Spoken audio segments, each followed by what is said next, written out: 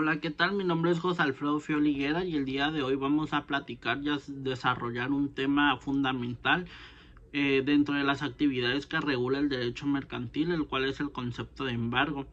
Este concepto es clave dentro de los procedimientos ejecutivos mercantiles, ya que se constituye como una herramienta jurídica que nos ayuda a garantizar el cumplimiento de una obligación comercial. En este video vamos a analizar qué es jurídicamente el embargo, en qué caso procede dentro del derecho mercantil, cuáles son sus tipos, cómo funciona el procedimiento paso a paso, qué bienes pueden embargarse y cuáles no, qué responsabilidades tiene el depositario, qué sucede después del embargo, esto hablando del remate, la adjudicación y el pago.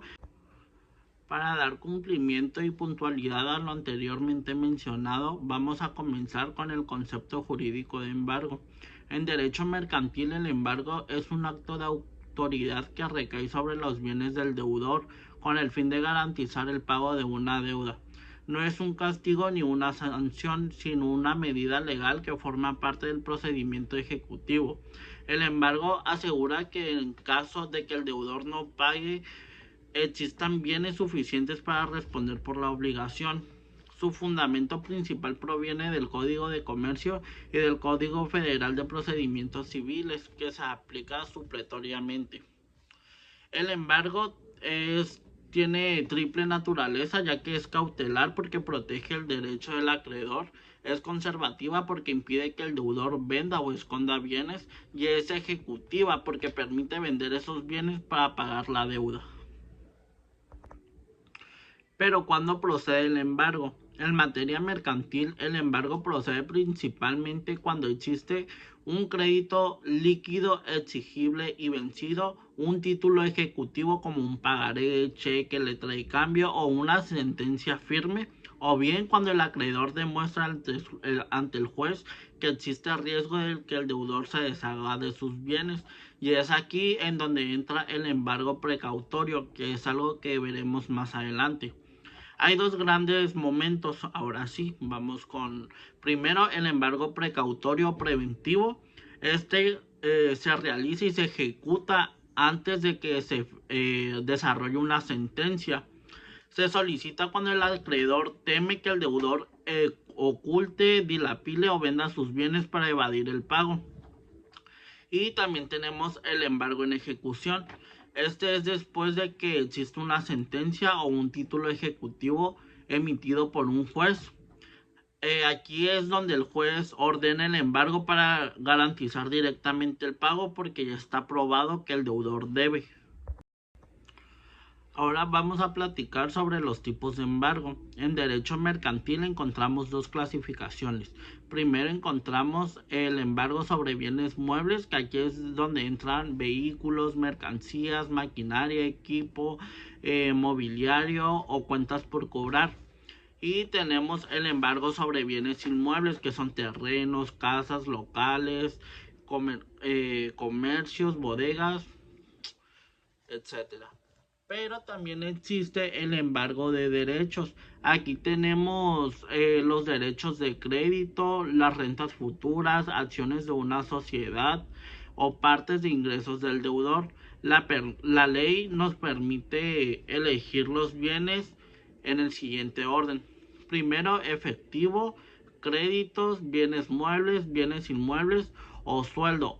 El sueldo se puede embargar hasta cierto porcentaje que permita la ley. Ahora vamos a platicar acerca de los bienes que se pueden embargar y cuáles no. Los bienes que sí se pueden embargar es dinero en caja o cuentas bancarias, mercancías del negocio, vehículos, maquinaria, herramientas no esenciales, derechos de crédito, rentas o bienes inmuebles. Y sobre los bienes que no se pueden embargar, es decir, que son inembargables, tenemos ropa personal del deudor y toda su familia, muebles indispensables de la casa habitación, herramientas esenciales para su oficio, libros vinculados a su profesión, pensiones, becas, apoyos gubernamentales y el salario mínimo indispensable. Aquí es donde, de acuerdo a lo que la persona deudora gana, se saca una cuenta y se saca el monto indispensable para que pueda solventar la deuda sin embargarle por completo su sueldo.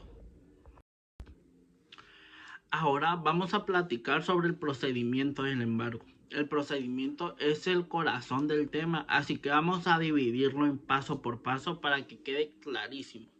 Primero, se debe presentar la demanda ejecutiva mercantil. Aquí el acreedor demanda al deudor presentando un título ejecutivo de crédito o los documentos que acrediten la deuda.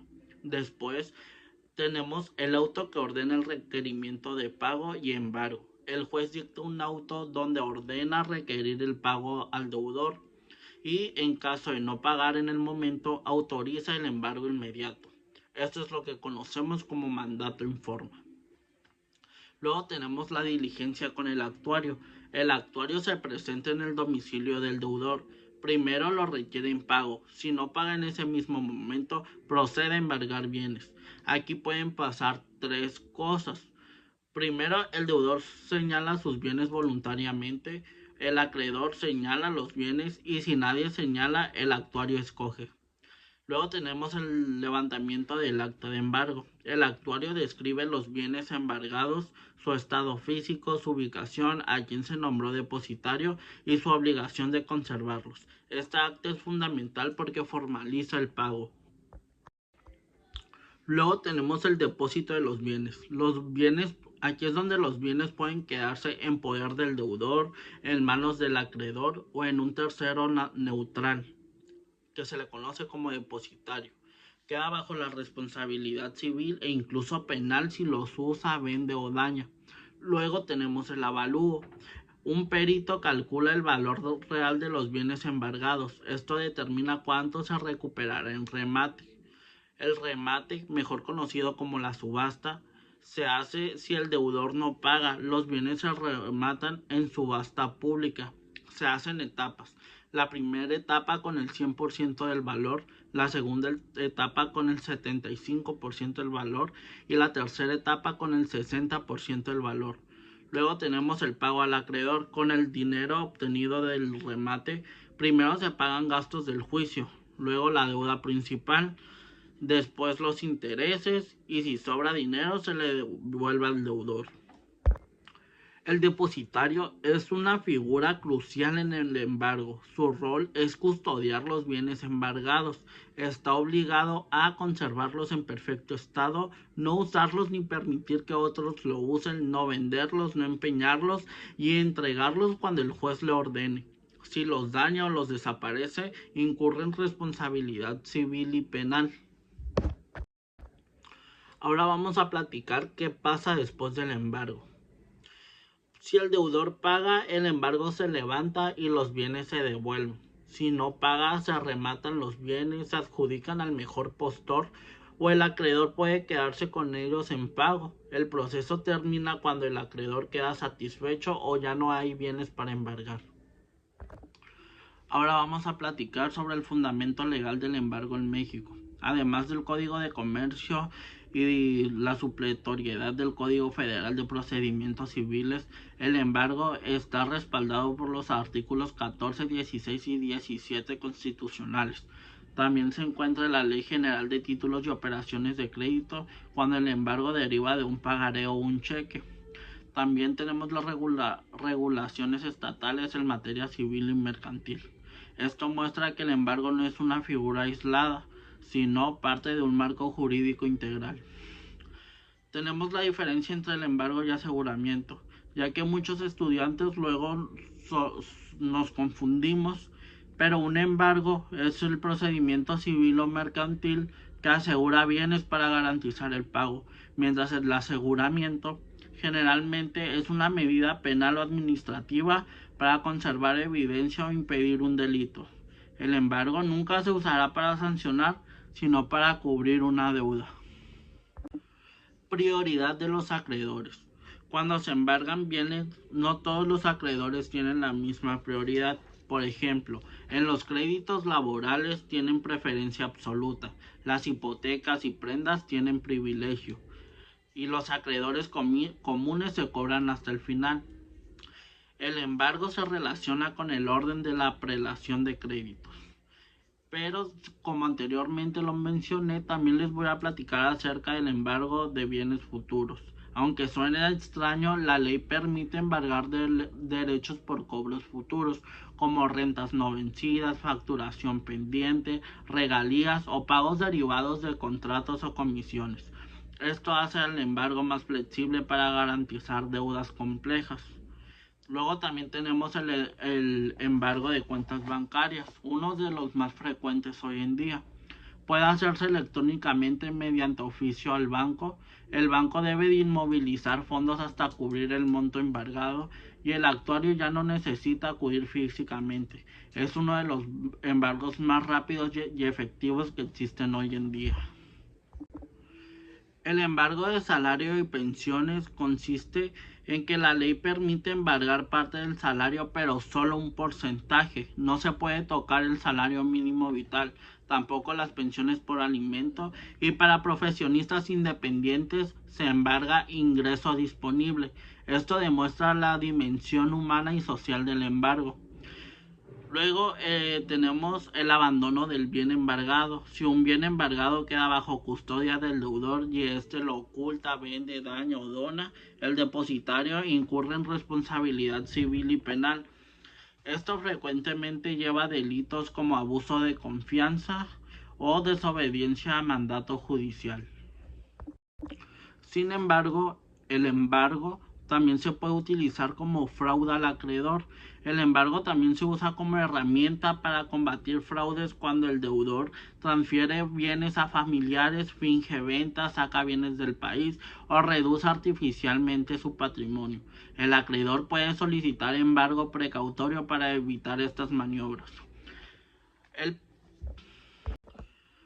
Ahora vamos a platicar sobre el papel del actuario en el embargo. El actuario no es solo un mensajero, es un auxiliar de la justicia que verifica domicilios, identifica bienes, levanta actas, controla la legalidad de la diligencia, impide abusos de acreedor y garantiza que el procedimiento sea transparente.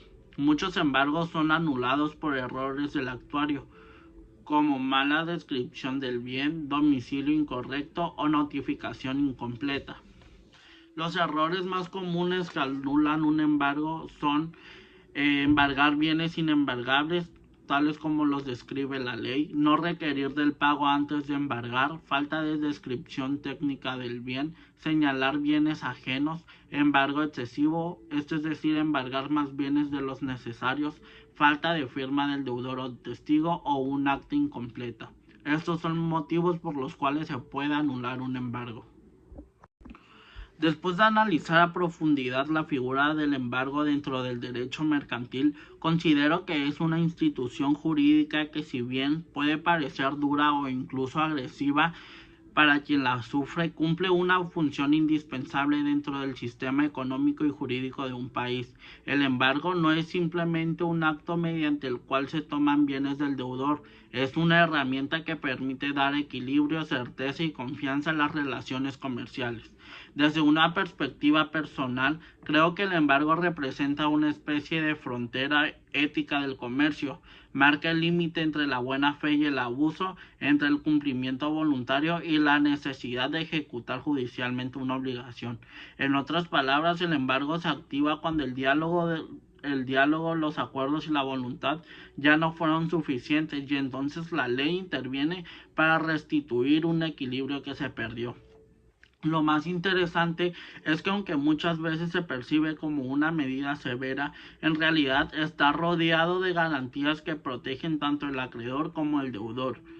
El procedimiento no existe para castigar, sino para garantizar que se cumpla lo pactado dentro de las reglas del comercio. Y en este punto considero que el embargo refleja la esencia misma del derecho mercantil. Asegurar que los compromisos asumidos de manera libre produzcan efectos reales, concretos y exigibles. También creo que el embargo tiene un valor social profundo. Es una sociedad donde se mueven millones de transacciones todos los días. Es imposible pensar en un sistema económico sin mecanismos que obliguen al cumplimiento. Si no existiera el embargo o si fuera imposible aplicarlo, La confianza de los contratos desaparecería, los títulos de crédito perderían de valor, las intervenciones se frenarían y las relaciones comerciales se volverían inseguras. Desde esa perspectiva, el embargo es un estabilizador natural del mercado, un respaldo que asegura que los compromisos económicos no se queden solo en papel.